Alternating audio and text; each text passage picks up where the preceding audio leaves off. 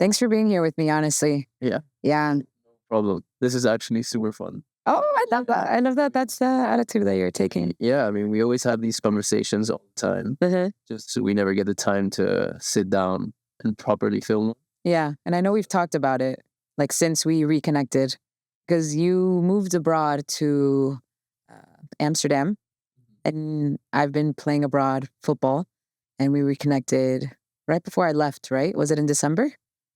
Yeah, it was in December because I moved back on the 15th of December last year. Exact date and everything. Yeah, I mean, it was a moment that really defined my life. The turning point, inflection point. Turning points. Yeah, talk about them. Yeah, no, I was living 5 years in Amsterdam, and coming back and obviously reconnecting with old friends. You being in the football world still, obviously had to come back and Get back into the world of football here. Yeah. I mean, I feel like as a footballer, the world, you never leave the world. You just take like a momentary, like, hey, let me figure out who I am outside of the sport. And you always like come back to it because it's like part of us, part of who we are, I feel. yeah, it never leaves. No, it's who we are. It's our identity. It's what we've talked about. Yeah. Our conversations. Yeah. Maybe it's a good moment to introduce our. Yeah, I was going to say, this is a good lead way. To give some context. Yeah. Whoa. I'll go ahead and start. I'll kick us off. So for those of you watching, my name is Aleja Sanchez. Maria Alejandra Sanchez Espinel is my full name, but I go by Aleja Sanchez. You know, I have to let them know. I learned about this Espinel today when I was picking you up. Are you serious? Yeah, I had no idea. Okay, yeah. Well, it's my mom's last name, and as a good Colombian, you have to keep your mom's last name, both mom and dad. And I am a professional footballer. I've been playing professionally for 6 years now, since 2020. And I've been playing football all my life. Well, since I was 10. And I think that's where we met, right? Through football. Yeah. I mean, we're probably around that age. Yeah. Yeah. You playing with all the guys. Yep. Kicking the shit out of us. Sounds about right. And we came to reconnect because of the beautiful sport, but also because we're working together, because of your involvement in mental performance and the way that you've formed yourself. So please. Yeah. So I am a mental performance coach. Well, my full name is Chris Giraldo. I was going to say, like, let the people know who you are. I played football my entire life. I'll give you a little quick snapshot. So I dropped out of high school when I was 17. I got the opportunity to go play football in Argentina. I played there for a year. I played in Costa Rica as well right after that. And then another year in Colombia. Unfortunately, life just, football, it goes many different ways. I had to come back and, to Miami. I ended up going to 2 different universities. So I went to St. Thomas University. I played there. I got a scholarship. And then I went to Berry University. Also played, got a scholarship. It was really fun. A couple of years there. And Berry is a lot of fun. Yeah. I mean, Miami, university, playing football with a bunch of different foreigners. Yeah, a lot of Europeans. Yeah. South Americans, obviously. Berry's known for that. Yeah, it was amazing. And then I couldn't let the football go. So I tried to go to the Netherlands. Well, I tried to go to Sweden and Germany and play over there, but those are bold choices. Yeah, no, it was cool. It was a couple months in each country. And it was nice because you get yourself out there, you try to make it happen, but not being European and not understanding the legal side of things was really tough. So I ended up just trying to get a student visa, and I went to the Netherlands, and that's why I was in Amsterdam for 5 years. So I did my master's over there, my second master's. I did it in sports psychology, and then worked. I did something completely different. I was in recruitment, working in sales, and then complete flip 180. That's why December 15th was like, yes. Your turning point. Yeah. Big turning point. Came back and went all into this mental performance coaching, which I had been doing unofficially before that for about 6 months or something like that. So now I've been doing that for another 6 months, which is quite cool. And that's officially, yeah. So working with pro athletes, working with people in sales, just high performers in general, and every athlete that wants to get into this world. And Well, you already are in this role. You're just not really aware of it. That's another thing that we talk about. Yeah, that's when we kind of started these conversations On our walks, getting our steps in. Yeah, unofficially. Walks. So yeah. And really bouncing off ideas off of each other, because I feel like we were in similar spaces in life of, okay, these turning points where we're going to start creating and start doing something that is uncomfortable, like in the sense of putting ourselves out there in ways that we haven't ever before. And it's always nice to not do it alone, right? Yeah, you need somebody to bounce off ideas, and also it's cool when you have somebody that really shares a lot of what you talk about, like that similar mindset, and wanting to move forward, wanting to be aggressive in how they move in life and want to achieve things. Yeah. So I think we're both dreamers as well. And doers. Yes, exactly. One can't really go without the other. You need both. Yeah. Exactly. So, yeah, for some reason I was getting my 10K steps every day. Like, hey, a little more. Yeah, let's go on a walk, bro. So, yeah. So taking the opportunity of like introducing how we actually started to officially work together. It's this concept of not doing it alone, right? And so I'll share a little bit of how we officially began to work together. I was coming to the last month of my season, and one of the patterns that I recognized that was coming up for me was not a bit of burnout, but more so like I take my foot off the gas in the last season, or like the last month of the season. And that's not a foreign concept, I feel like, for any athlete. It's normal if towards the end of the season you get gassed, you're like mentally starting to check out because you're like, okay, we're almost done. I'm gonna go on vacation, etc. Whatever the case may be. But I was in the middle of a very important transition, like going from one country, one specific culture where I was established for 2 years, into a completely different culture, completely different style of football, completely everything, like 180 shift, essentially. And I wanted your help to help keep me accountable, right? And help keep me locked in mentally, help my mind stay focused on the things that were going to take me and my game to the next level. Because one thing I didn't mention earlier in the intro is I'm also a business owner, and I have an events company, and our specific niche is blending football, art, and culture, music. And especially coming back to Miami during World Cup time, there's a lot of different directions that my energy and attention could be pulled. And I knew that as well. So I wanted to be proactive and work together to really be able to be the best in the areas that matter to me, which are football and business. And I think that what we talk about in football also bleeds into the business aspect, because as you said, you work with high performers in business as well. Yeah, founders as well. I'm working with a couple at the moment, and yeah, I mean, it's all we talk about football as if it's not life in a way, or like ball is life. But it's all the same. Yeah, it's all performance. It's all about awareness. It's all about seeing where you're self-sabotaging, where your attention is being hijacked. In this case, for you, it's very great that you have an identity that is so well-rounded.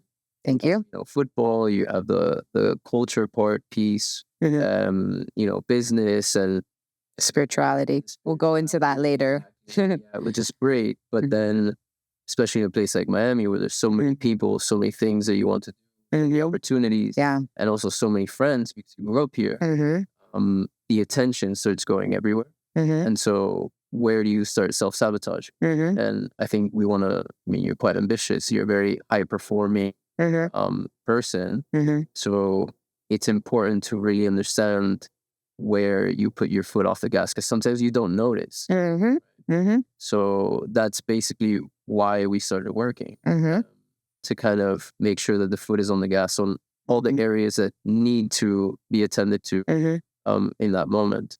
And I think you've done a great job at highlighting exactly that. The little things that maybe us as athletes don't notice because we're so focused on the big things, right? But sometimes those big things are made up of a combination of all those little things, like, and the self-sabotage. That's something that I had never really even thought about. Yeah. The first time that you talked about it, and I was like, dude, of course. And it's like something that my coach was telling me, but just in different words. I was like, duh, Yeah. you know? It's also tough, like as a coach. I mean, you have 25 players, right? You can say something one moment in the training that's a 90-minute training or a 2-hour training, and then you're how old, maybe they tell you when you're 12, 16, 18, 22, 25, whatever, but it kind of goes in and you're like, okay. But when you sit down and you go, okay, where am I actually self-sabotaging? Where am I taking my foot off the gas? Where's my attention being hijacked? Then you go, Oh, yeah, yeah. like I stopped doing that, Yeah. So, and then it's quite important when you're in a different country, you're by yourself, your thoughts are just you. Maybe you don't, you can't talk to your parents as much, your friends as much. So it's great that we started these conversations. Yeah, and that's kind of what today is for. I feel, to be able to shine some light not only on that, but on the importance of mindset across my career, my football career, and to show the unconventionality, if that's a word, unconventional way that we've gotten to this point of self. Um,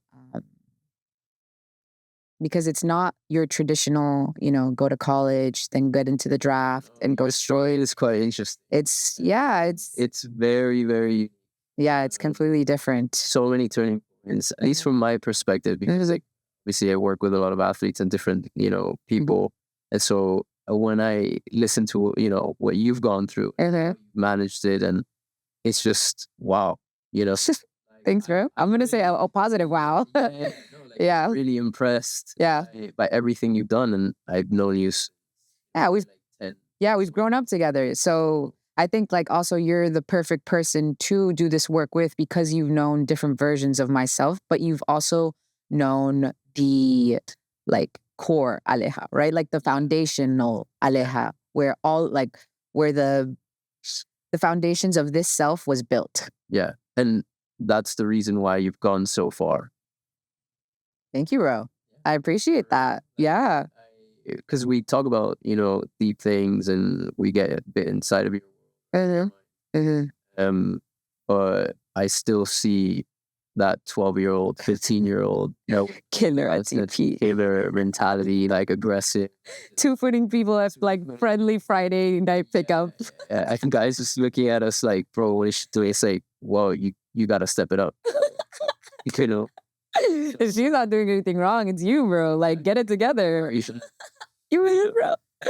Oh my God, I'm cracking up. That's so funny. But that's I think the essence of you. That's why you've gotten to play in such, amazing teams and gone so far, getting calls up.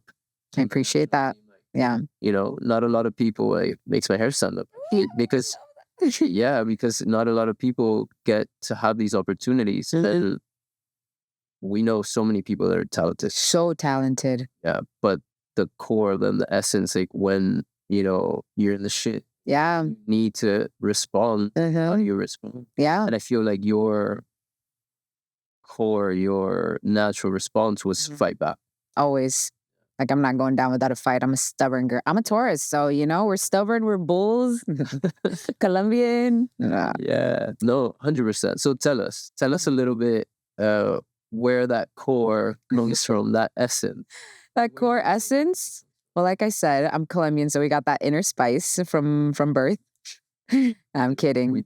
No, well, okay, so I started actually playing football because I saw a movie, She's the Man with Amanda Bynes. You know that one? It's a classic.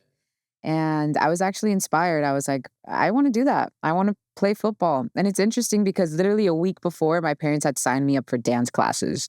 And then I got into football and I was like, this is the thing. I was like, this makes sense. But like in the movie, there wasn't a female team. So I started playing with guys. So from the first interaction I had with the game, it was with guys. So I think it runs true. Like, you see that as a theme across my whole football career. Yeah. I started playing, and then shortly a year after, a female team was birthed or created, and that's kind of where my story kicks off. It was How old are you? I was 10. I was 10 when I started playing football. And I remember I remember I didn't really have an idea of what I was doing. I was just my dad always said that I was more like a jugadora nata, as opposed to jugadora hecha. To this day, I believe that if I don't train football properly, I'm not a good football player. But that's I guess that's a belief to work on, right? Yeah. Um, Yeah. but yeah, uh, started playing football. I remember in my backyard, I was put as a left winger when that competitive team was born. And I was put on the left, and I was like, I don't know if I'm a lefty. So I just started kicking. I remember in my backyard, just like practicing how to kick with my left foot. And if I would like to shout out a specific person, Nikki Langesfeld, who unfortunately is no longer with us, I learned how to kick a football from her because I would see how she would hit the ball and how she would use like el empeine of her foot. And I was like, okay. And she would kick it so well, so effortlessly. And I was like, okay, this is how you do it. And I remember just practicing. And I remember the one time when I actually got that sensation, when you slice a ball and that beautiful backspin. I finally got that sensation and I was hooked. It was like a Thursday afternoon, Thursday night. And I was like, okay. And I went to bed super excited, and I woke up super excited. And I remember the next day, in uniform, in full kit, right before school. It was probably 6:50 in the morning, just going outside to the backyard to kick the ball to make sure I didn't forget how to do it. Bro, um, man, those little memories. I love football. But yeah, I think that's how my experience with football has always been. It's been okay, what else can we unlock? What else can we learn? What else can we do? It's an art form now. Obviously, I didn't always look at it like that. I think I approached football from a perspective of the grind, the hustle, the struggle, how much harder can I work than the person next to me, which is a good mentality to have because that's what sets you apart. And that's what's going to take you in days, we talked about this yesterday in our meeting, in days when we don't want to do, when we don't feel like doing it or when our emotions are maybe front and center, who is that identity? Who is that persona that is going to do the thing that has to get done no matter what? Yeah, if you decided that or not. If you decided that identity and that response for that moment already, no matter the environmental emotions that you have. Yeah, for sure. But then I think what's interesting for me is do you remember what your mentality was? Because you were saying you were just playing for fun. Yeah. When you were, 10, 12? Yeah. Around there. But what was the mentality? Because at least from my point of view, I think if you're a girl, right? Well, in today's world, you have way more opportunities. Yeah. Back then it was different. Back then, yeah, I think if I remember correctly, there weren't there were girls that didn't have teams. Yeah. So you had to kind of figure it out. And maybe they had teams up until a certain age. So how was that for you? I was blessed in the sense that I always had both a team or people to train with. So I think that that really helped in my development, as a player and with the mentality. But you asked how my mindset was throughout these times, and I think there was an emphasis on figuring out again, what else can I unlock? How can I get better? What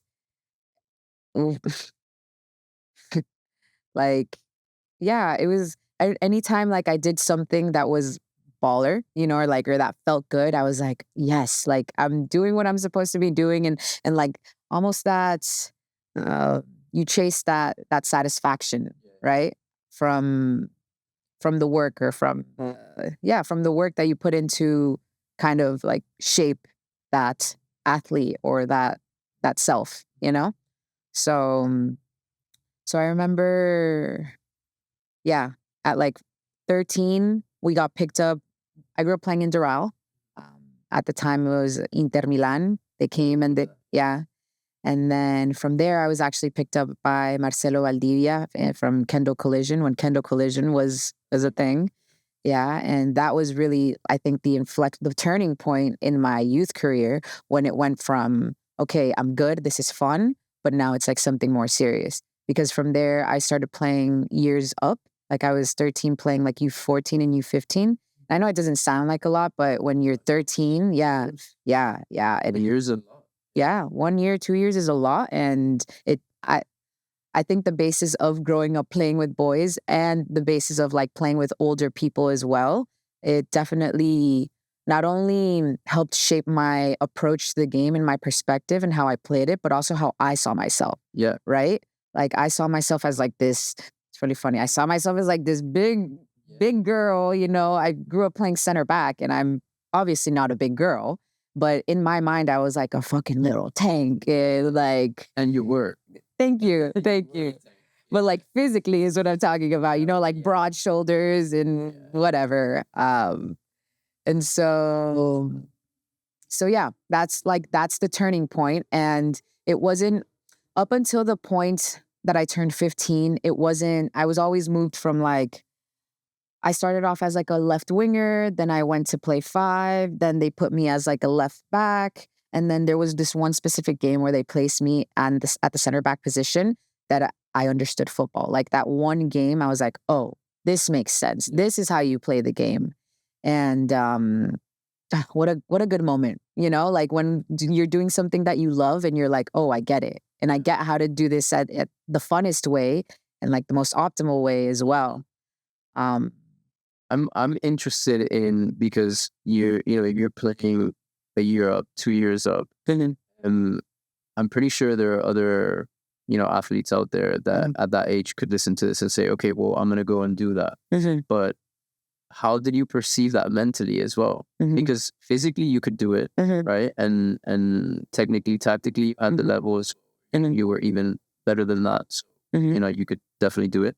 But then mentally, how do you deal with the fact that, you are playing 2 pages up? Or did you even deal with it? Or was it normal? Or, Well, there's always the case of like the butterflies and the nerves, but I feel like once I would step on that field and I would do the first tackle or I would pass the first ball well, it's all that goes out the window, you know? I feel like I would prepare myself so well to the point that once I got onto the field, everything just came second nature.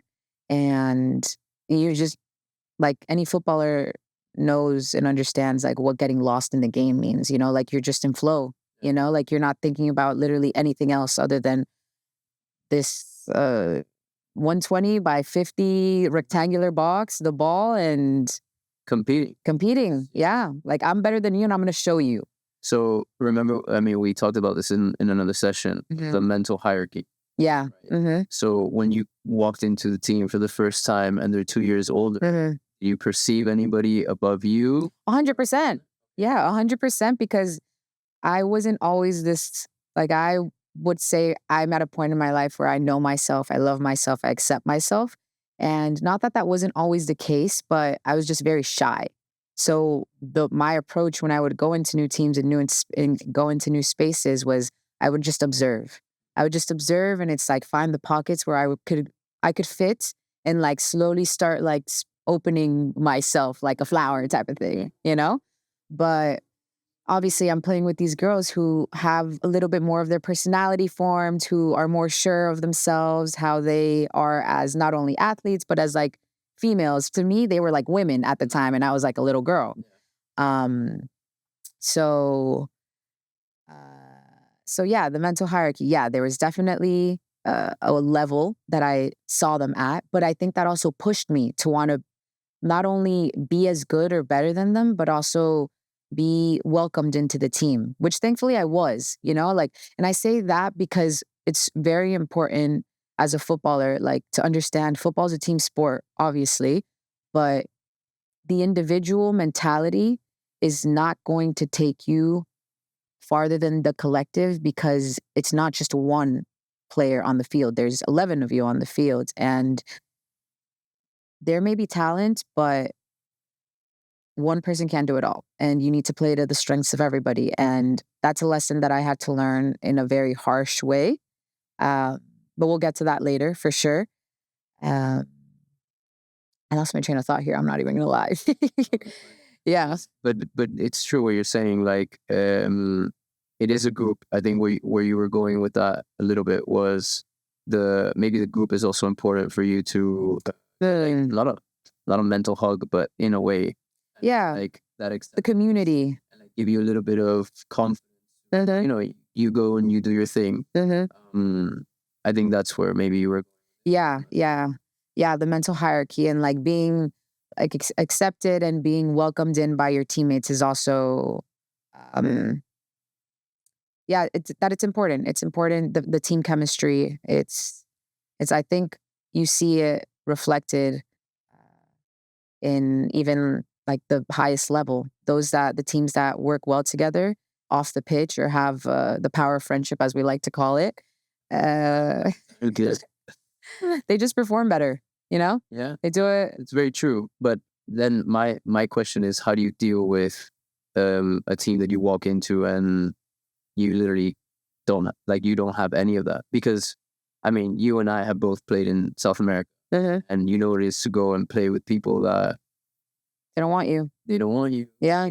You're a little gringa. Yeah. Privilege. Yeah. Technically not the type of Americans. Yeah. And we're here to take away from their table, their food. Yeah. And so, take food away from their table by being present. Well, in situations like that, I think it's just important to let your game do the talking. Like just speak on the field. And it's like, we're all on the same page. We're all not chasing, but we're working towards the same thing. And I think that with work ethic and with your game and with, that energy of like, yo, like, let's fucking kill together. That'll get you respect, period. Like, you don't have to be liked. You just need respect. Yeah. It's about being respected through your actions and your character. And then I think in the US, maybe it's a bit different where it's like, you need to be liked. Yeah. Play a little bit of a social game. Yeah, 100%.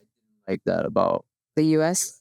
Yeah. Yeah. In college, it didn't really, well, it happened a bit, but I think it's more like growing up in the academies. Yeah. I had to play a bit of a social game. And I was also Political shy. game. Yeah. So I wasn't down to play Yeah. a game, or I wasn't really good at it. I get you.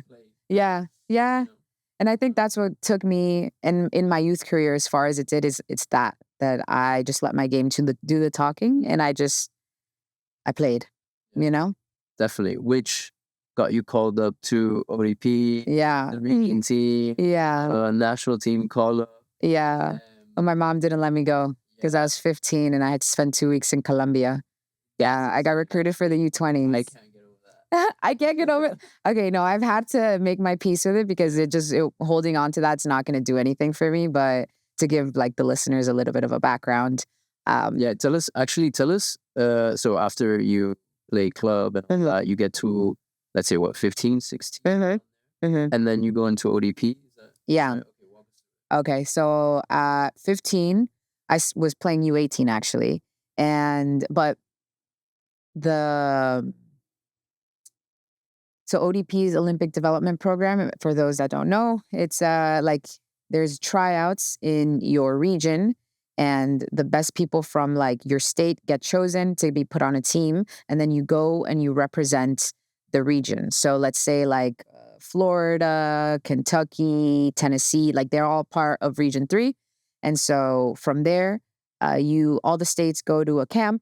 And then from there it becomes the region team, which then competes against the other 3 regions. And then from there, they choose girls for the national team. That's kind of like a pathway to the national team here in the States. There's many ways to get on the national team, but that's the approach that I took. And so I actually made it to Region 3. I was on the Region 3 team. I represented Region 3, and it was a very cool experience.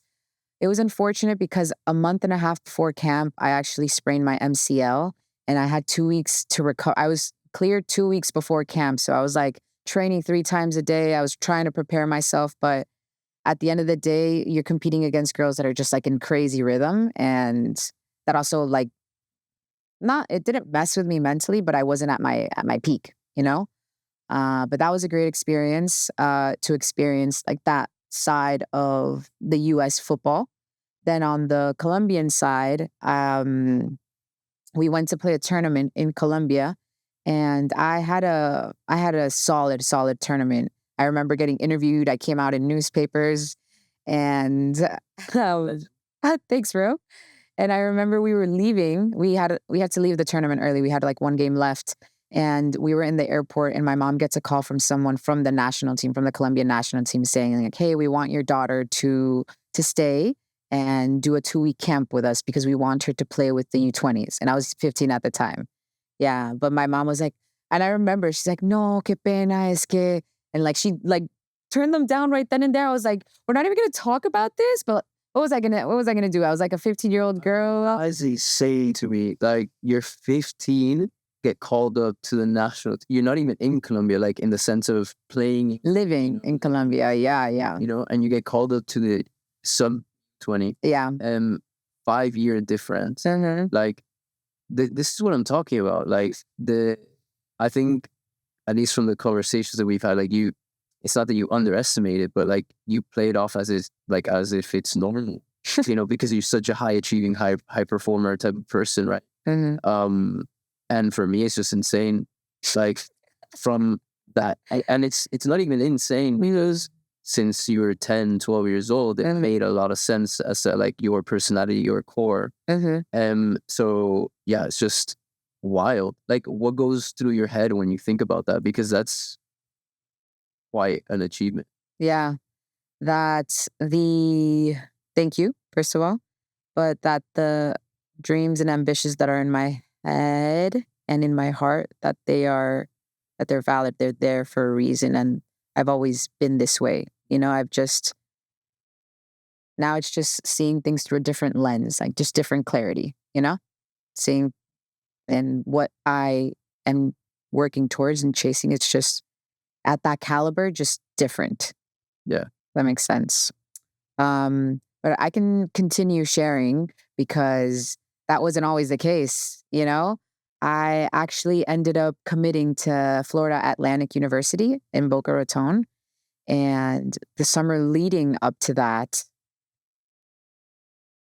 I remember that I got like my first real job. It was like sales. It was Cutco Knives. I don't know if you've heard of that, but it's basically business to consumer selling. And so I had a really good market because of football. I had like soccer moms, and Cutco Knives are just like really good, It's every mom.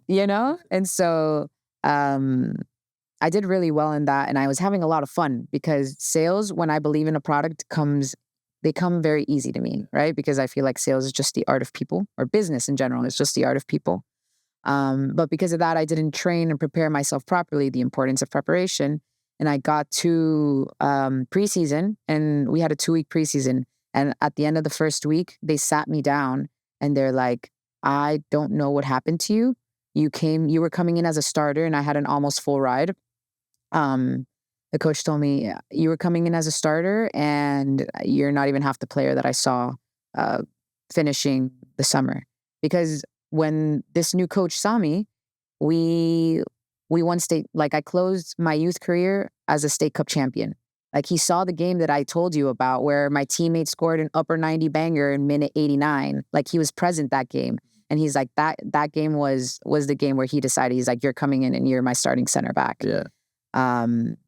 But the ego as a freshman, yeah, which is, yeah.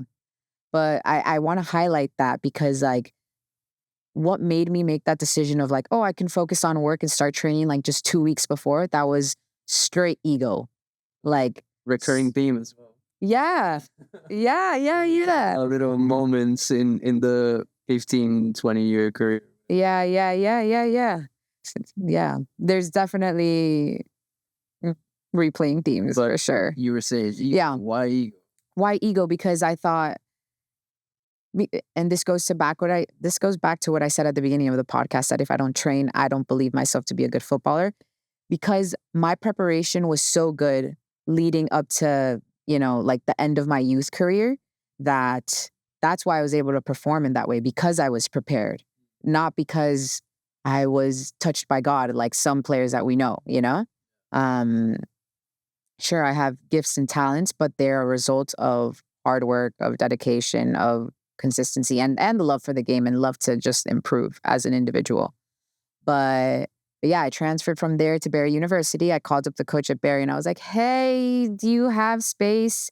Like 2 days before preseason started. And she was like, yeah. And we made all the moves. I registered. I moved from one university to the next in like a day. And then I played my freshman year in Barry. And that was like the first real taste of what it felt like to actually be something more than a footballer because I was like open to the world. You know, growing up, I had the blessing of having very strict parents who would tell me either you pick football or you pick partying or like being a regular individual. Yeah. And I'm so grateful for that because understanding things now, there's no way I could have gotten to this level if I wasn't as disciplined or as locked in as I was throughout my whole career. I remember that actually. Yeah, yeah. Yeah, like I mean, we all hang out. yeah. You know, Mm-hmm.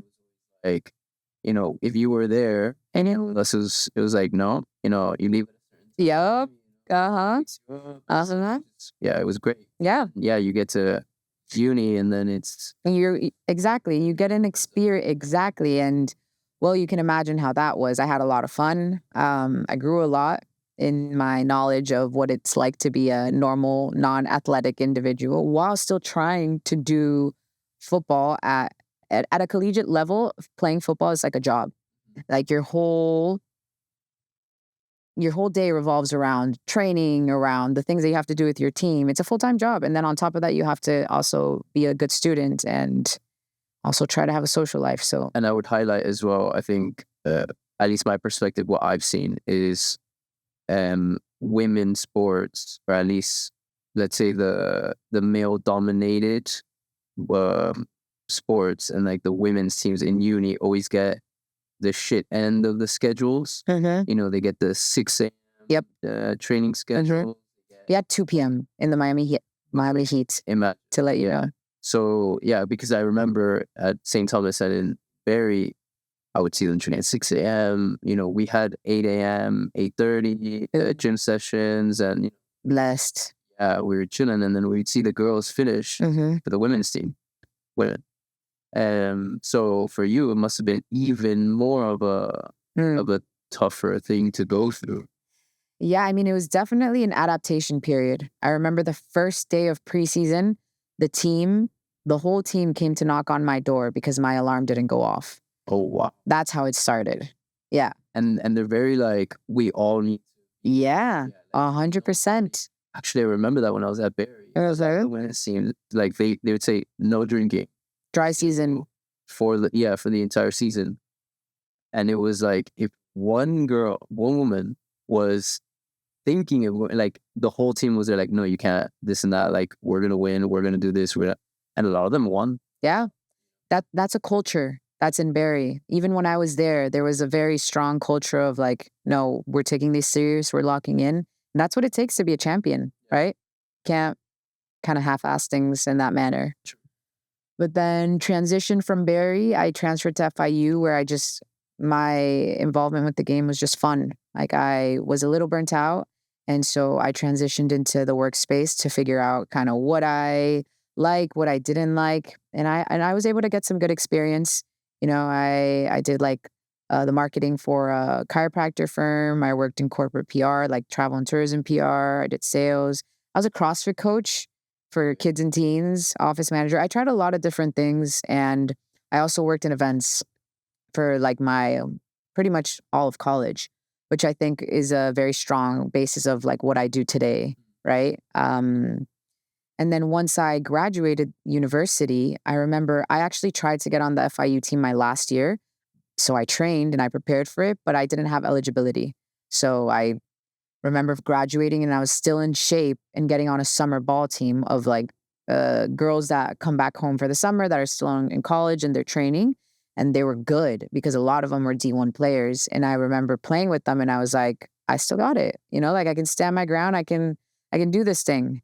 And at the time I was working like this corporate sales job. It was like business to business sales. So I was going out there and making great money, and I had that stability and, the approval of the parents. Um, but I felt so empty and unfulfilled. And I was like, all right, there's got to be more to this. And at that time, my brother, Juancho, was playing professionally already in Spain. And so he introduced me to his then agent, who then became my agent. And then I said, all right, fuck it. I quit my job. And like for 3 months, I literally cut off everything that wasn't football. I was like, what do I know how to do? I know how to play football. And so I was like, okay, I'm going to go after this. So that's why I quit my job. And I literally, I remember I cut social media, I cut like social life out. I would literally I wouldn't even listen to music type of thing. I remember the only thing that I would listen to were like the Mamba Mentality Kobe Bryant tapes on YouTube. And I literally started rewiring my personality to that of a professional athlete. I was like, I know what it takes to play at the highest level of football. I've done it all my life. Like, why not? Like, why not me type of thing. And then 3 months later, I was able to get my first contract in Spain in second division. And that's kind of when this whole journey started of like, because when I signed the contract, I thought like I was going to be fulfilled. I was going to be like, "Oh, I'm self-actualized." And it was a complete opposite.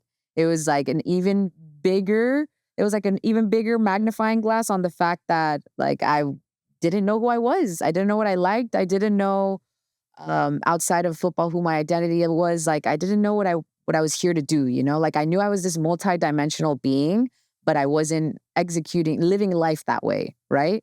So I had to figure it out.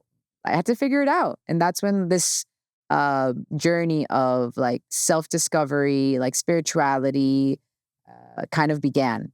It really began like back in high school through like my best friend and through a relationship that I had that really opened the doors. But like I dove in head first through, like, I remember I did this like 6-week course that really helped outline like your life in 12 different areas and really helped break it down into like beliefs, like what you believed about certain things, or what you believed about these things, what your vision was, what your purpose was, and like what your strategy was. It was just like you started getting clarity on areas of like exactly, emotional life, financial life, spiritual life, like breaking your life down into 12 different patterns. And then I really got into meditating in this moment, really just like getting quiet and going within. And yeah, every single season after that, I've always had a personal development project that I invest into, whether it be like on the mental performance side or the high performance side or on the spiritual side. And I think that's been a very important part of my development, not only as an athlete, but as a person, you know? Yeah, very, very interesting. Mm. I think I wanna go back to. I wanna get deeper on some sides of things, because it's, you go from no football, Mm-hmm. Just for funsies. yeah, just fun, like whatever, to going and feeling the game again, Mm-hmm. and then signing a professional contract, like taking 3 months and saying, you know what, I'm just gonna, I'm gonna do it. yeah, I'm doing the thing. Mm-hmm. I'm gonna go and fight for this and make it happen. Mm-hmm. This is what I want, and I know I can do it. Mm-hmm. And you train, you cut everything out, Mm-hmm. right? Everything that wasn't in alignment with being a professional athlete. Yeah. Exactly. At the moment, because now my view is completely different of it. Yeah, because you really needed to lock it. Yeah. And sometimes you just need to do that. Yeah. Like I think, because we've had this conversation of like, Yeah. sometimes, you need to feel happy. Balance of this. Like, But it's once you're there. yeah, and also balance is not 50-50. Yeah.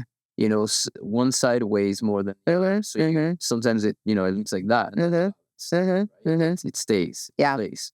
So I want to know more about how, like, what were you thinking when you cut everything out, that didn't serve you? Like, what was going in your head? How were you making decisions? What were you telling yourself? Because yeah, you listened to a couple of videos, so now everybody's gonna go and listen to a couple Kobe Mamba Mentality series on YouTube and think, oh, okay, now I'm gonna be, on Aleja's path. Or I'm gonna Yeah. perform this path, but it's not just that. Yeah. Like, what were the tough decisions? I think the tough decisions are, that's a good question. Um, First off, I think it's a matter of embodying it. I embodied it completely. I was like, there was no doubt in my mind that I wasn't a professional soccer player before, exactly. And now knowing the things that I know, that's, I think, the biggest uh, thing that got me to that point was believed it already. So I started acting as if. So before any decision was made, before I did anything, it's like, okay, if I was playing professional football, like what would this version of Aleja do? You know? And I think that's, there's a very big nowadays Delulu culture of you have to be delusional to make your big goals become a reality, but it's not so much Delulu, it's acting as if. So it's like identifying like who that person is that has what you're working towards. So if that person is a professional athlete or if that person is a successful business owner or whatever that may be, it's like, what are their days looking like? Like, how do they feed themselves? Who do they surround themselves with? What do they do in their free time? Get really clear, just like get clarity on that and engineer backwards. Yeah. Figure it out and start acting like that person, you know? And that's why when we work together, we talk a lot about identity. Yeah. A happens, then B. Yeah. Always, you already know what you're gonna do in that moment. Yeah. And it's that thing, right? And you see it in sales, because I worked in sales for quite some time, and you always go, okay, what's the KPI at the end of the day? What do I have to do every week? What do I have to do every day? What do I have to do every hour, right? And to get to that point, same thing with this, right? You want to be a professional footballer in Spain, in France, in Italy, first division. What does that actually mean? And like you said, what do you eat? What do you think? Everything. What music do you listen to? Everything. How do you wake up? Yeah. Allowed to snooze once or twice, like that boring. That's one we're working on, but I'm just kidding. No, but it's more about the details, because the first division footballer in Spain is different from the second, Totally. and the third and the fourth. Totally.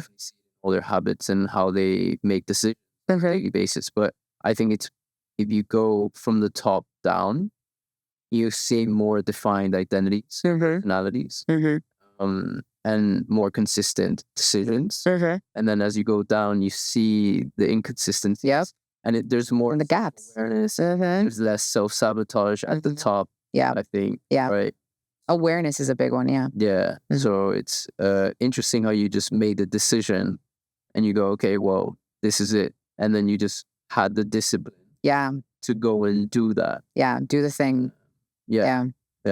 Yeah, if it wasn't for the discipline and honestly the support of my parents, was massive. I remember the specific conversation that I had sitting on the stairs with my dad. Like I was sat on the stairs, he was sat on the couch. He was like, "Are you going to do it?" And I'm like, "Yeah." He's like, "All right, then do it."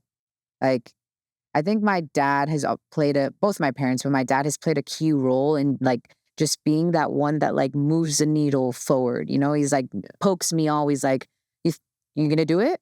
All right, let's do it. Cause he's more of like, I'm a results type of person. You can talk all you want, but results is what I believe. And that's a valid way of thinking, And I think that thanks to that is also a big reason as to why I am the way I am as well. Yeah, for sure. I mean, your parents definitely dictate a lot, or like at least help steer. Ways. Yeah. So then you get your first contract, right? COVID happens. And so we start training 3 months over Zoom. And then officially in the summer of 2021, was COVID 2020 or 2020? No, COVID 2020. Yeah, officially the summer of 2020 is when I make my first debut. And I'm a pro. I'm a professional footballer. And I remember when I first played it was the third game of the season, and that's when I became a starter. And I remember as soon as the game finished, the ego, man, it comes back in again. As soon as the game finished, I didn't do the things that I had to do. I was like, I made it.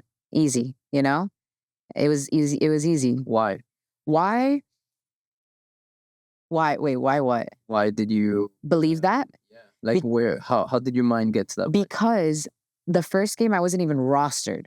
And then like I started training with a teammate of mine. She was on the Argentinian national team at that point. And it was that like I started preparing, like I started doing the extra work that helped me stand out. And then I it was like the second game I got rostered and I went in like minute 15 because of an injury. And then the third game I was a starter. But I knew that once I got on the field, like the coach wasn't going to take me out. So again, it was like a matter of like preparation, self-belief, and then ego, you know? And that took me so far. Like it helped.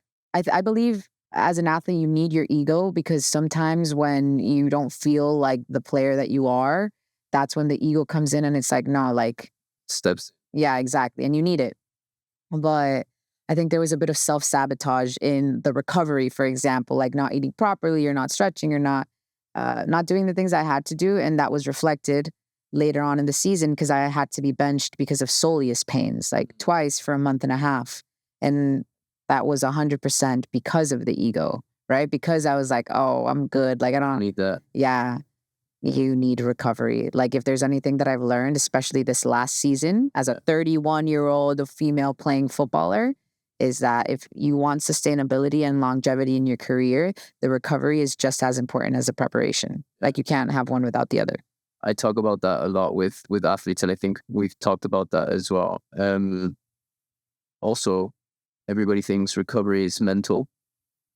Physical. Mm-hmm. And I also introduce a little bit of like, you have to recover mentally from certain things. Mm-hmm. So like just, you play an amazing game, you have an amazing week, or it's very stressful. It's like your nervous system is kind of charged up. Mm-hmm. How do you actually bring that down so you can restart on whenever it is?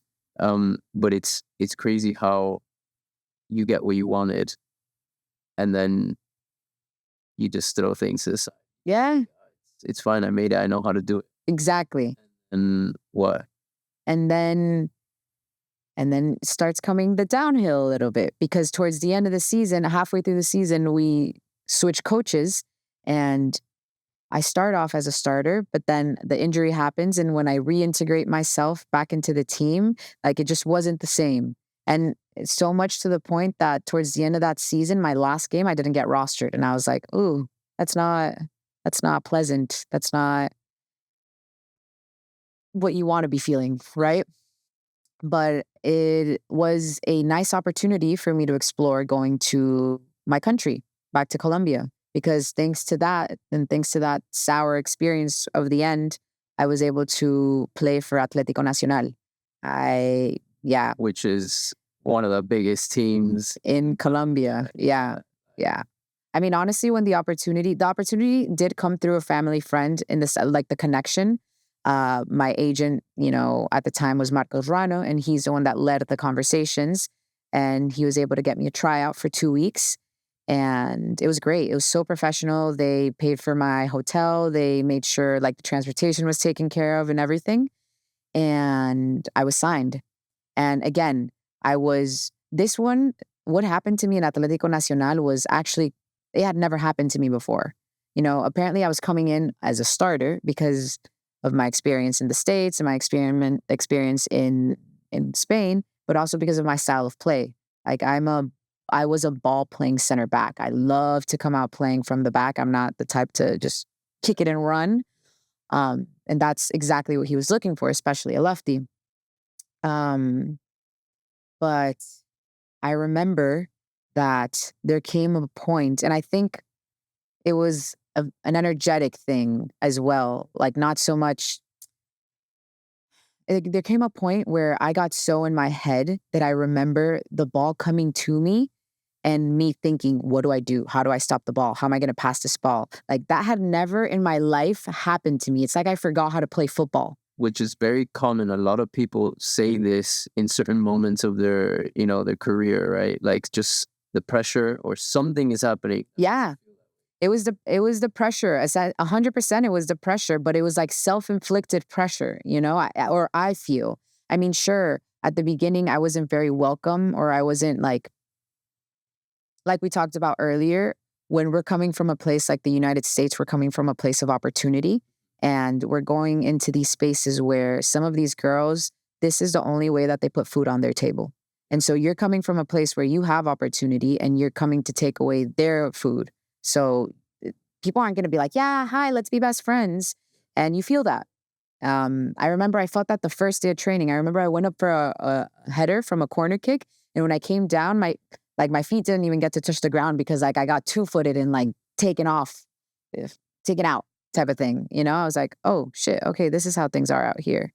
And it was a really great opportunity to continue the self-development, but with help this time. I was able to work with an ex-teammate of mine who was on the Colombian national team, who I played football with. She was on that U18 team when I was 15. So I got a chance to reconnect with her. At that moment, she was doing like holistic therapy and using Western techniques like tapping and affirmations and XYZ. And that was really like my door into like spirituality, really like the official opening into using spirituality in sport. And I think that I'm so grateful for that because that was definitely the foundation that has been very present throughout my whole career in terms of, the self-development projects that I've done paired with every season, you know?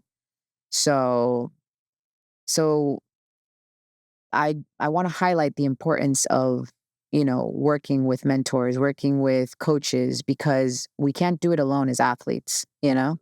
Yeah, you need. I was actually talking about this last night, where you need to invest in other people that have lived those experiences that can help you not shortcut, but give you way more insight. Yeah, clarity. Deal with things. Yeah, And also, you don't know what you don't know. exactly. And especially at 10, 12, 14, 15, like, all the way, Yeah. whatever, 25, 28. Like, I think it was 2 years ago where I learned that you can go to Spain. Like, if you're an American, you can go to Spain, get a coaching license and a visa, and then you can actually play in Spain or Italy, let's say, and you're legal there, and you just renew it every year. That's something I had no idea. Or when I was 17 playing in Argentina and I needed my Colombian passport. Okay, cool. I went and I got it. And then when I was going to do something legal, they're like, no, you have to have the passport for 5 years before you do anything legal. And I'm like, wait, what? My parents had no clue. If I would have had coaches or, people in my Guidance. Yeah. So it's the same thing here, with mental performance coaching, with the spirituality, the holistic coaches. Like, you need to get involved with that one way or another as soon as you can, if you want to make it to a certain level. Yeah, 100%. Like, being the person that you are has gotten you up to this point, but it's not going to get you to the next level. And I think surrounding yourself with the community of experts in their field that can help elevate you is so important. Like, it takes a team, it takes a village. Yeah, always. Yeah. Always. And then, okay, so you finished that. I figured that out. I was able to debut with Nacional, and then I went to a team in Cali where I had the complete opposite of what I experienced in Nacional. I was actually a very important player in that team. The team was called Cortuluá FC. It was bought out, so the name is different now. But I was very important to the team, played it the whole season, all the minutes, everything. And I actually worked with Jeremias Alvarez during that season. Yeah. And he was very key in helping me stay grounded and focused throughout the whole season, kind of not letting my identity shift or fall back into either like the ego games or the lack of belief in my ability to play football. And I think he provided a really good foundation, which I still use some of his things to this day. So I'm super grateful that I had the opportunity to work with him and work together. And he was actually introduced to me by Roger Kaibe from Crown Performance, who I started working with in 2021. And I will say that working with him has changed my game completely. Like, the man is such a good professional. He knows he knows how to get what you're looking for as an athlete out of you, and he knows how to do it, and he makes it fun too. It's super cool. Yeah. He also has a different mentality. Yeah, he's different, bro. We share that. Yeah. With him, I actually trained with him when I was going to Sweden. Oh, sick. Probably 2018. Yeah. I trained with him for a couple months. I think like 4 or 5 months. Yeah. And it was different. It's different. It's different. You're in a different space. Yeah. He would somehow make me feel like I'm in a stadium with 80,000 people screaming at me, and I had to perform. And that just brings you to a different, brings out a different character. Yeah. And then I went to Sweden, and it was like a bunch of Swedes that, man, Yeah. We're all seeing sal. Stuff like, yeah, exactly. It's not. So then I was there like a savage. Yeah. He's definitely a catalyst in that. 100%. And so finished that season in Cali, did really well there. And then I had the opportunity to go to Armenia. It's so like Eastern, almost like Asia, Europe, and play for a team that was qualifying to Champions League. And that was where I learned the importance of being a good team player, because I had the skill. I just wasn't prepared physically, because 2 weeks prior to that, I was in Greece, island hopping on yachts for a friend's honeymoon. But the point of why I say I learned that there, and the biggest lesson that I learned, I personally believe that I went to Armenia to learn that like love is the answer for everything. But I also learned the importance of football being a collective sport, and how no matter what, you have to figure out a way to find that chemistry and find that like unity within the team. Because if the team rejects you or doesn't accept you, then bailas. You know what I mean? Like, it's tough. Yeah, that's why where I say like the mentality. Yeah. You need to either find a way to pivot, find a way to change this. Like you need to do something about it. Yeah. But why'd you say love is the answer? So, okay. So when I arrived to Armenia, I was coming like high energy, like high Aleja energy, like coming from Greece, fully charged up. And most of my teammates were from Russia and Ukraine. And at that time, it was 2022, so the war was really active. So a lot of my teammates they would wake up not knowing if their families were alive or not. And so there was a massive contrast between like where I was and where they were, right? And when I stepped on the field, when I would step on the field, one of the coach's right-hand gals was my left outside back partner. And I remember that she was older than me at that time, and she would get really angry when things wouldn't go right. And she would get really angry specifically at me, right? And she would bitch at me. And instead of me keeping my cool, I would bitch back, because like, you're not going to disrespect me. I don't care how old you are. I don't care who you are.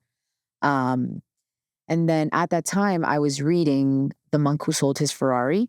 And one of the reflections from the book was, at the end of every day, think about what you did during the day, and think about what you did well, and then think about the things that you wish you would have acted differently. And so I remember using that practice, and I reflected on, okay, I didn't like that I bitched back to this girl. What can I do differently this time? And then I told myself, I'm going to choose love. So I was like, okay, so next time this girl bitches at me, I'm going to scream, I love you on the pitch.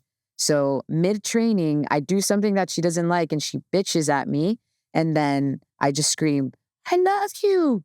And you see this like blonde, blue-eyed Ukrainian woman, like angry, just like her face completely soften and like almost like get confused and start laughing. And she's like, okay. And then it happened again in like either in that same training or the next day. And same thing, like she was angry and like completely like se descompuso. And then she started laughing and said, I love you too, And from that moment on, her relationship with me changed completely. Like it was like night and day type of thing. So I mean, now I remember you actually told me. yeah. So when I asked, I was like, where is this going? I remember when you told me the first time, Yeah. it takes a lot of like Oh, character. Yeah. yeah, to go and do something, like take an action that nobody would, Yeah. I would say 99 out of 100 people wouldn't do that. Mm-hmm. And so for you to go and just do that in front of other people, For my whole team. Yeah. it proves a point, which is one that I always try to make, that your actions hold like value. Yeah. You actually have more control than you think you have. Mm-hmm. So, a teammate or a team that rejects you at the beginning, you can do stuff like this. You can go and talk to them, a coach that doesn't like you, anyone, go and have a chat.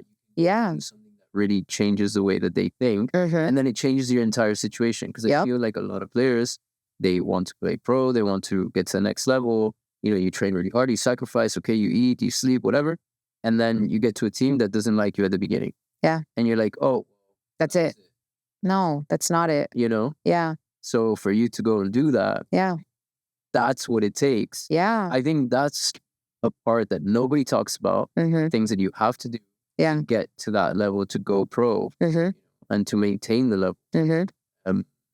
Because a lot of people, they just shut down and then that was it. And then they're working at a corporate job and saying, yeah, I could have been.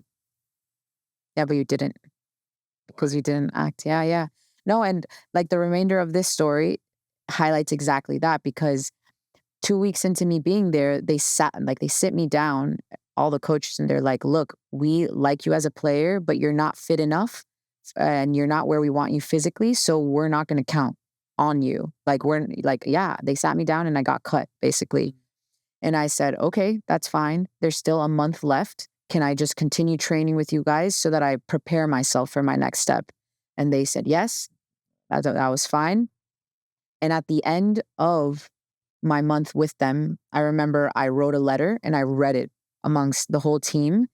And the coach said this in Ukrainian. This was translated to me, but she said, Sanchez, because they would call me Sanchez, you arrived and nobody liked you, and now everyone loves you, But that was like my deliberate action of like being a good teammate, showing up every day to compete, like taking the things that I could control into my hands, and also like me being me, like who's gonna read a note in front of a team, So yeah, I think that aligns very much with that story. And then that definitely helped me, that learning of, okay, you have to be a team player in the next opportunity that I had right away, which was playing for América de Cali for Copa Libertadores. And so as soon as I arrived, I remember I even asked for a penny from the club, and I would wear the same color uniform that they were, so that they mentally already started like seeing me as one of their teammates, I started doing the little psychological things to be like, hey, and I'm part of you, I'm one of you. And it ended up working, because I got chosen for the squad to play Copa Libertadores, and I had the opportunity of competing for third place. Like I'm a third place Copa Libertadores. I don't know. I don't say winner, but Like I yeah. like you said that multiple times to me, and it's just Thank you, Ro. Thank you. But yeah, it's like taking the lessons from the failures and implementing them in like, all right, how can we continue building and developing and growing through the adversity and the character? And América de Cali was also another big teacher, that is on the women's side, one of the, they're no longer the most winning team, because I think Santa Fe now is, but at the time they were always like top of the table, winning the league, always qualifying for Libertadores and like doing well, going really far. And that was the first time that I had played on a professional team where I was like, dude, can I physically do this? Because the intensity and the work rate was so high that I had never experience something like that. So it was definitely a big lesson, first of all, in that, um, but also in relation to how I see myself in the game, how I see myself in comparison to my teammates, and um, where do I have boundaries in relation to like relationship with my teammates, how I want to be treated, how I want to be spoken to, because there was a lot of there was hierarchy there, and there was a lot of influence from these players that have, played on the national team, done a lot of things for the country, rightfully so. Like there is that hierarchy, but um, then there was this almost like essence of like untouchable, and that just, to me, you're human no matter what. Your blood, your bones, your meat, like Yeah. we're human, right? So um I had a lesson in in basically choosing self and peace over trying to prove myself. Um Trying to prove myself, period. I I arrived there trying to be liked and accepted. I arrived there like September 2022. Did Libertadores, finished the year, and they offered me to continue with them. They offered me a contract because the initial contract was just for Libertadores. They offered me a contract to play the season with them. And I remember at that time, I saw the politics of the game into play, and I asked if things were going to be fair. They were bringing in a new coach, and the president, Marcela, she was, first of all, so cool. They had a woman president specifically for the women's team. Um, and she told me, she's like, it's going to be a clean slate. So I trusted her. I came back, and it was exactly that. I got my opportunity. I was a starter over somebody who had a lot of hierarchy in the team, and something happened that I had to take like 2 days off rest, 'cause something in my hamstring. This always happens. And when I came back, I went from like being a starter to not even being rostered. And I remember speaking to the coach, like, "Hey, what can I do to even be rostered?" And he told me, "Some girls don't want you on the field, so you're not gonna see the field." And in that moment, I had a decision to make. Yeah. Pao Quintero, the girl I grew up playing football with and who I've always said is my favorite player because she's art on the ball. She's a beautiful. She was playing in Deportivo Cali, which América de Cali and Deportivo Cali, they're the biggest rivals. Like the rivalry that they have is insane. And in Libertadores, actually, the final was América de Cali versus Deportivo Cali, and we ended up beating them 5-0. So when I'm having these conversations with Pau, and they're like, "Yeah, we need a left back." And at that time, we were playing a three back in America. So I was going up with the ball more. So I felt like more confident on the outside. I was like, hell yeah, like I'll play left back if that's what you guys are looking for. And I remember speaking to the president, Marcela, and telling her this. And she said, just be careful, with like las redes, las hinchas, like it's dangerous. And I really loved Cali as a city, but it's not a place where a woman can just be walking down the street by herself, and especially in like uniform type of thing.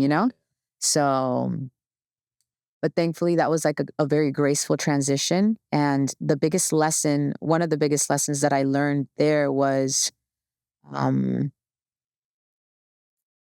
you make the right choice when you feel peace. Like, because I was in such a conflicting position of I ended up I'm not healthy here. I ended up getting kidney stones from the stress that I was undergoing in America. I was hospitalized. It was My body was telling me like, "Hey, let's get out of here." Exactly. Um and I remember once I decided that I was going to leave, because this was like a 3-week process of like, should I stay? Should I go? Should I tough it out? Yeah. And once I made the decision, like all the noise inside me just went silent. And like I felt this like peace in my heart, in my chest, like this clarity. And I remember Cata Usme, she's una referente in female football in Colombia and really in female football, period. I remember like having a conversation with her. We found each other in the grocery store by coincidence. And she exactly told me that. She said, you know that if you made when you made the right decision when you feel peace. And I told her, I do feel peace. And she's like, that's your answer. Yeah, exactly. So yeah, and then I make the jump from America de Cali to Deportivo Cali, and right away I'm like an important player on the team. Like I'm a starter as a left back. Um, the the club was going through some financial hardship, unfortunately, so there was issues around that. But on a personal level, I was really enjoying my time, not only because I was playing, but also because I had my friend from childhood there, and we had another American on the team too, and we just had like a good little community, right? Saying that. Blessing. Crazy. What are the chances of that as well? Come on, Like, bro, having your friend that you grew up with, like my sister, like it's like, hey, we need this. Like, that's life. yeah, yeah, 100%. And yeah, I will also share that in my time in America, I was doing a course, like a 3-month course of Kundalini yoga, which I know was also very influential in helping me make these decisions from a grounded place, as opposed to just like all being like mental. Like it was full body experience, right? And so I go to Deportivo Cali and everything is great up towards the ending of the season, where I start feeling a little burnt out, and then I start self-sabotaging, and I go from being a starter to back to like not forgetting how to play football, but it's like I self-sabotage myself to the point that I'm sitting on the bench. And it was all my doing, like it was all like lack of belief in self and me thinking, I think we talked about this, where I would do things in like I would self-sabotage myself in a way that so that they couldn't do it to me, I would do it to myself. Like I would, without You're like realizing the it. situation. Yeah. Yeah. It was out of fear of losing control, but definitely a self-sabotage move because I put myself on the bench, right? And during that time, was there a personal development project that I was focused on? Oh, that's when I did the Kundalini yoga. Yeah, that's when I was doing the Kundalini yoga course. I started when I was in America and I finished in Deportivo Cali. And that's when I really noticed the pattern of self-sabotage and, just something had to be done, right? Isn't that crazy though? Like, we have so much self-sabotage. Yeah. We do it so much. We don't really notice. Yeah. We go into the next stage of our lives or career, and then we kind of repeat the same thing, and then we go, why is this happening or whatever. And then when we first start, I mean, the first session is about self-sabotage. And then we go, oh, like That's what I'm doing. Yeah. Yeah. it's insane. Yeah. Why? And even going a bit deeper, like, why did you even need to control the situation that way? It's a human thing to want the desire to control things, even if it's on the not as pleasant, the unpleasant spectrum of things. Yeah, 100%. Well, yeah, so that happened, and then following that, I was actually trying to go back to Europe, but because I don't have a European passport and a lot of teams don't really have international spots, like that's always been my issue with playing in Europe, which is a bummer, but I should have married my friend who was offering me a passport back in 2021. Yeah, it's a hack. It's definitely a hack. Yeah. Yeah. But then fast forward to Millonarios, where I joined, I actually, so Millonarios was actually very interesting because I walked in thinking that I was gonna get a spot no matter what. And I arrived late to the team. I think I arrived like the last week of preseason or the second to last week of preseason. And first of all, I didn't take into account la altura, the elevation. It took me like 3 weeks to adapt. No idea. Dude, when I was there and I was running, I thought that my brain was going to explode because blood did not get to my brain, bro. I wish I was being dramatic, but like the elevation is something, it's a game changer, bro. Train in Miami. In Miami, sea level. Yeah, exactly. And then you would go over there. Uh-huh. Yeah, it's ridiculous. Madness. And so at first they were actually going to they couldn't, not that they couldn't offer me, but the coach said that que tenían la plantilla ya casi llena y lo que me podían ofrecer en términos financieros no iba a ser suficiente. Mm. And because the winter before going to Millonarios, I did a commercial for Michelob Ultra, where I met Messi. Yeah, I remember that. For the Super Bowl. Yeah, insane. And I believe that everything that happened at America, at Deportivo Cali, and then I had I worked with a psychotherapist who uses psychedelic mushrooms for therapy. I did a session with her, and something happened there that I believe that helped prepare me to meet Messi. You know, like not everybody. I share this story because this has never happened to me in my life, where you feel someone's aura in the way that I felt his. Like we were lined up getting ready to film the scene, and it was like all of us were on one side. There was the railroad of where the camera was going to go on, and then them on the other side. I remember looking to the side, talking to the person next to me, and out of nowhere, I feel like this elevation, and everyone just starts clapping. And it's like Messi had stepped onto the area where we're going to film. And literally, I remember just like, I look and like knee-jerk reaction, I go, muchachos. Like I just start singing that song and he starts laughing and everyone's just clapping. And it was just like a moment. Like, you know, I had never experienced an aura like that. And I remember we did the scene. I had to slide tackle Messi. And what they say of like him being seconds advanced more than other people is so true. I remember I wasn't even close to being on the ground from the slide tackle, and he was already onto the next person on sand. So imagine on like actual grass. Yeah, it was crazy. Little flex. I high fived him. Crazy. Yeah, but yeah. So I go to Millonarios, and because of that commercial, I was like, okay, I'm good financially. I know I'm gonna get a good I know I'm gonna have quality training, like the fields in Millonarios. Oh my God, they're beautiful. It was a treat. It was a luxury, the fields that we had and the facilities that we had access to. And the coaching staff was really good. And we had a woman as a head coach. And I've always worked really well with women. Maybe it's because I'm a woman. But I really like women coaches. So I told them, I'm like, look, listen, if this is about the money, I don't care. I have been places where I haven't wanted to be, but I wanted to play football. So I stayed there. And this is a place where I feel good and I want to be here. So if it's a money thing, I ask you to please, reevaluate your decision because I want to be here.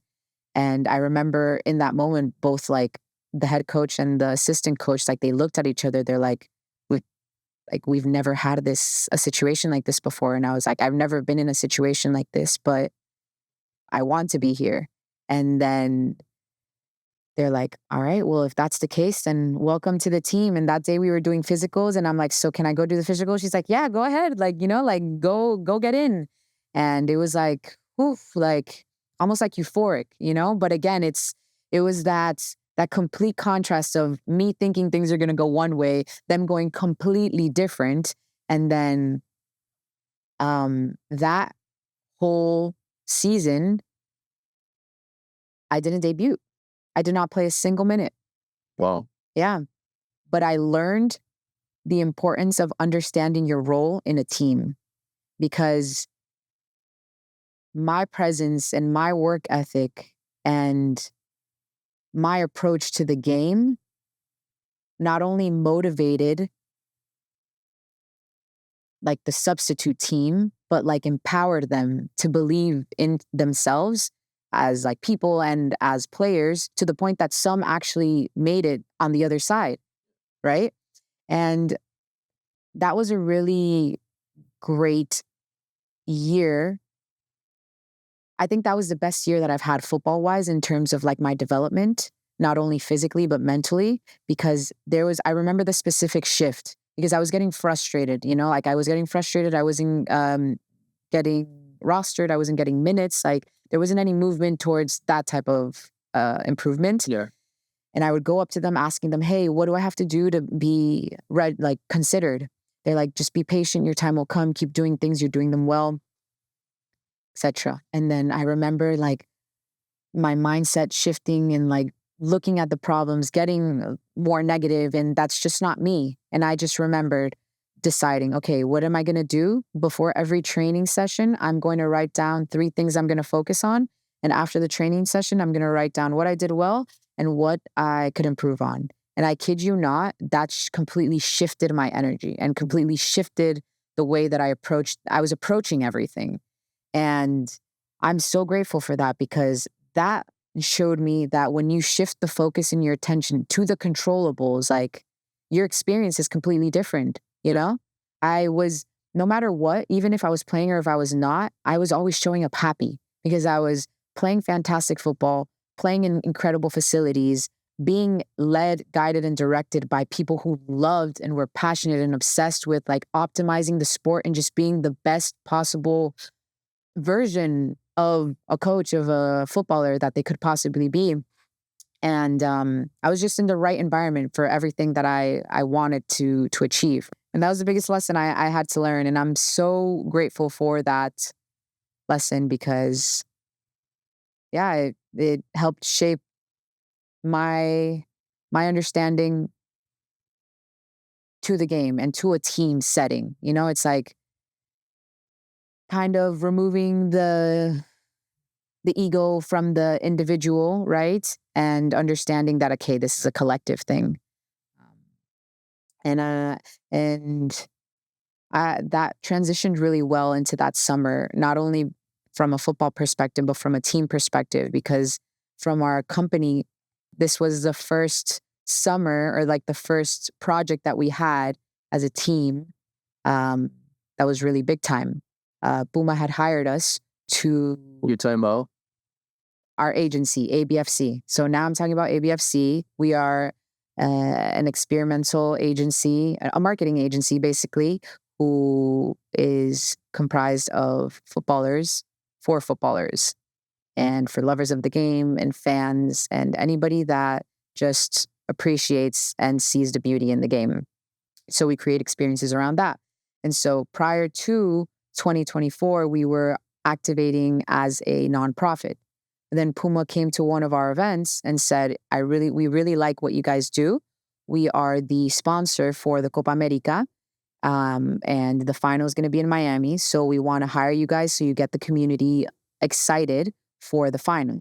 So we did a month-long series of events with them where we did watch parties, we did a tournament, and we did like run clubs to get people excited for the final. Yep.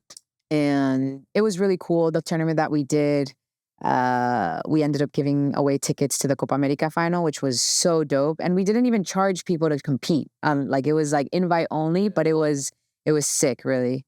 But taking what I learned in Millonarios of understanding my role into now this space, because we were at the time a group of like 11, and really understanding, okay, where are my strengths?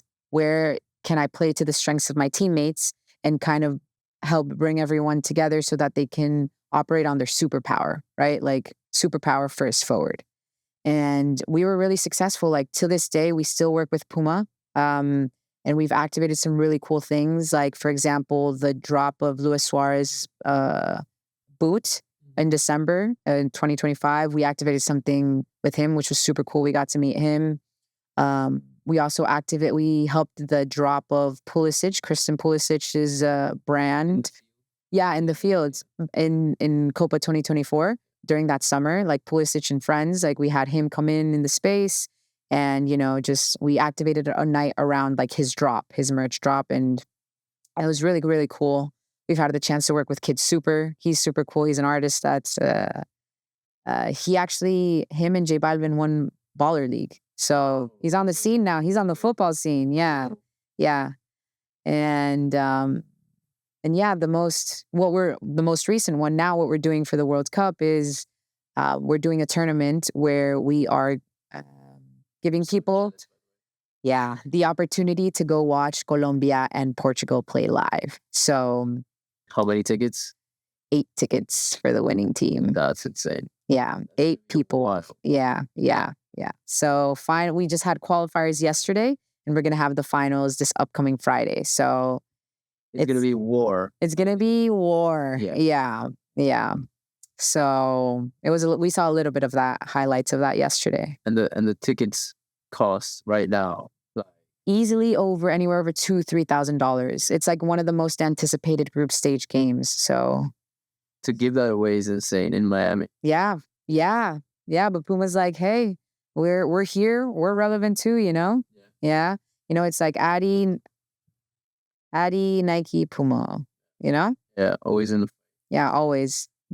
So yeah, going back to like the football, after that season, after that summer, I really wanted to go back to Europe, but we faced the same thing again with the visa not coming in time, and the transfer market was going to close, and my teammate and brother's girlfriend, she actually got a contract to go play in Romania.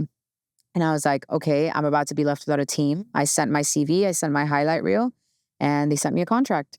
So I signed to go play a year in Romania, in Alba Iulia, Romania, in Eastern Europe, where a place where I would have never imagined I was going to go to.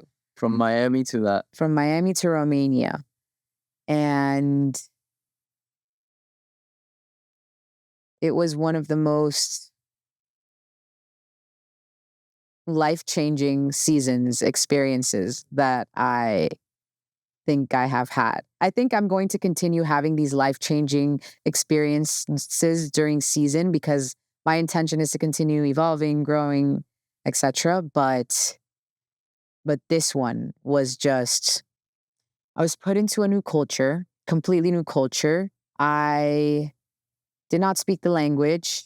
I'm going into a culture where female football, like on the male side of football, there could be work done for infrastructure and philosophy of style of play, like even on the male side. So imagine on the women's side.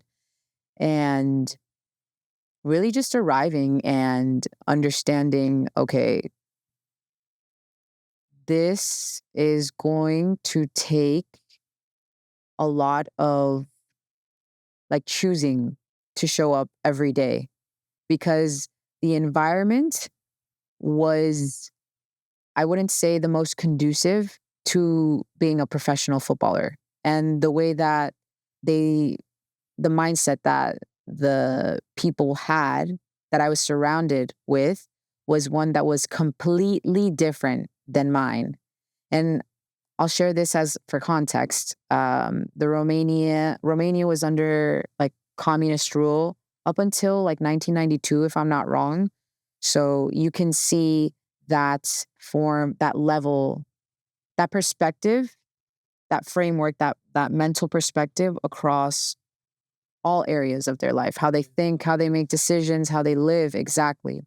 And so at first, I faced resistance with accepting that was the case. But I actually was in a relationship that helped me not only, like feel like home, but also gave me the space to, okay, explore the spiritual side of things a little more. Because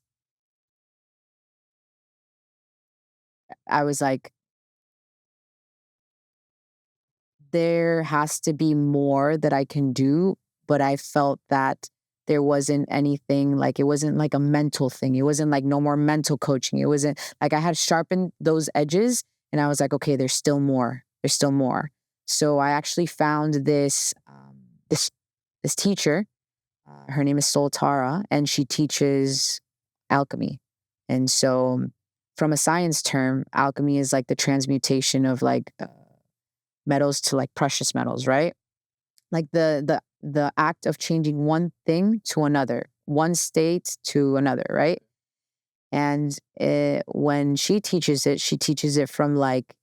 um, from like an emotional perspective and from an energetic perspective, right? So how can we transmute emotions, which is energy and motion, and to use it basically to create, right?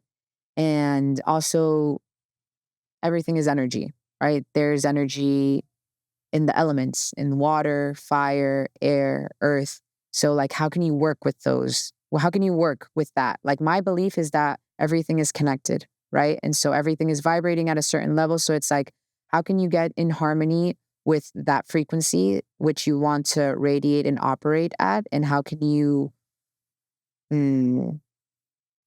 how can you use it to your advantage? Because it's there. You know, it's just a matter of like, all right, let's harness this and reel this in. Emotional jujitsu. Exactly. Yeah, like what we talk about. Yeah. So I think that was a very important um, tool that I added to my toolbox. And yeah, because the ability to transmute things that happen to you now, but also like identify and transmute blocks and certain traumas from the past that are still holding you back to this day just allows you to be a more free individual, right? Live life a little lighter and just have fun. Because at the end of the day, that's what I believe. I believe that we're here to have fun and to live life in a graceful manner, right? I'm not choosing to struggle anymore. I'm not choosing the hustle. Yeah.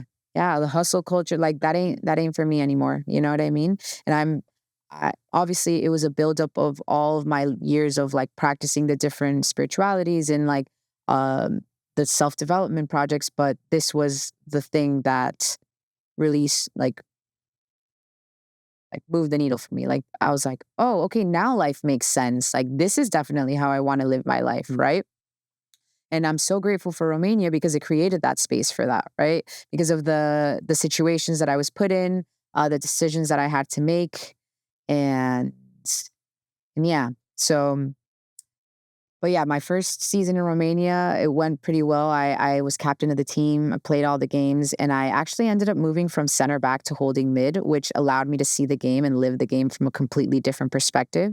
I was more free. I had more fun, and yeah, I thought I wasn't going to go back, and then things shifted, and I found myself back there to learn lessons of like choosing self around self-worth, you know, speaking with one of my teammates or a friend who has played at really high levels, she brought up a point that was like, we're always, as athletes, we're always at the mercy of our coaches, like being picked by coaches, you know, and that can really, without you even realizing it, put a dent in your level of self-worth, you know?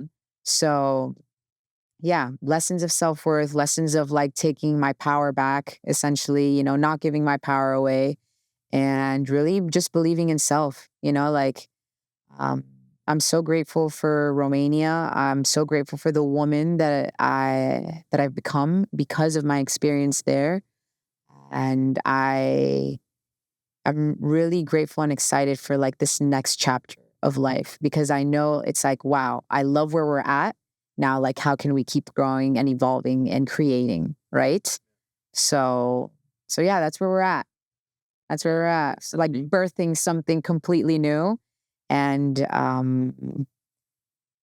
yeah, grateful because my experience there really showed me like I can really just go to any country I want and uh, live and create life there and create community and create the version of Aleja that I want to live the life I want. too. If that makes sense. In short, your identity. Yeah, exactly. Yeah. See, this is why we work together. You take all my like woo-woo ethereal and you ground it. Yeah, which is necessary. Yeah, I feel like all your experiences have really, like, if you put them all together, it just, because when I work with you, obviously you're a bit older than, you know, the other athletes that I work with at the moment. But you're so self-aware, and obviously we have some moments where you're like, oh, I didn't think about that, but you have it, you have it very clear as to how you want to approach things, what you should be doing. You're also very humble. Thank you. Sense of, like, if you do something wrong, you go, that's me. Yeah, 100%. I messed up on that. I should do that. If there's a different perspective that goes against yours, you're still like, okay, wait, let me think about this. I see the value. Yeah. So you open up, and I think, well, moving forward, wherever this takes you, months, right? Coming soon. Yeah. Then I think you're gonna be very well prepared for that. And then also just business wise and stuff, like, you still have that core that we're talking about. We talked about since you were 10, 13, 15, that I think it's still in you. You're still this like, attacking life type of person, have great energy. Thank you.